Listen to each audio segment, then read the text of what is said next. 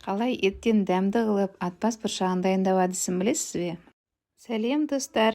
Бүгін бұршақтан салат дайындайтын боламыз. Бұршақты ыдысқа салып, жақсылап жуып аламыз. Бұршақты пісірмес бұрын оны суға салып қою керек. 10-12 сағатқа. Кешке жаттарда суға салып қойсаңыз болады. Таңертең суға бұғып тұрған бұршақ 30 минуттың ішінде пісіп қояды. Достар, менің келесі видеомды жіберіп алмас үшін каналыма тіркеліңіздер. Ол видеода кәуап пісірамыз.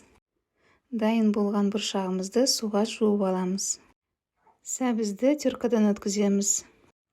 Видеом ұнаған болса, жақындарыңызбен поделиться батырмасын басып, бөлісе отырыңыздар. Пиязымызды турап, табаға май құйып, көкөністерімізді қуырамыз. Қыздар, ал сіздерге бұршақтан жасалған тағамдар ұнай ма? Сол туралы өз пікірлеріңізді комментарийда жазыңыздар.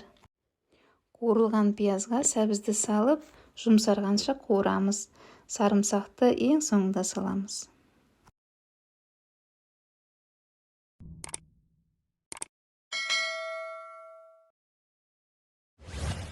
Қыздар, менің YouTube каналыма кіріп, көптеген пайдалы видео көре аласыздар.